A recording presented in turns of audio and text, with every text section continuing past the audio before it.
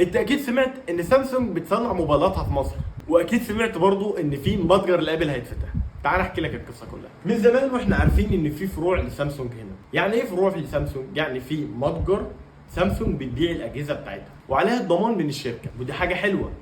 اللي حصل بقى ان سامسونج بقى في مصنع في بني سويف بيقفل التليفونات، ده كمان بيقفل الفلاج شيب، وده حاجه جامده. دي معناها بقى ايه؟ وده ايه الجامد في كده؟ ان التليفون هيبدا يبقى ارخص، وكمان في ميزه في المحلي غير ان هو ارخص، بيبقى عليه ضمان وعليه هدايا، ممكن تجيب شاحن، وعليه كمان ضمان على الشاشه، ودي حاجه قويه جدا. ابل بقى عملت زي سامسونج كده في الاول، ان هي فتحت فروع هنا، ودي حاجه قويه بصراحه ان مصر يجي لها متجر من متاجر ابل. طبعا هيبقى كويس ان هو هيخلق فرص عمل، وان انت دلوقتي بدل ما تليفونك يروح يتعمل له صيانه بره، لا، التليفون هيتعمل له صيانه عشان المتجر بقى هنا. انا بقى كده خلصت كلامي. لو انت وصلت لحد هنا ما تنساش بقى تصلي على النبي وتشترك معايا في القناه.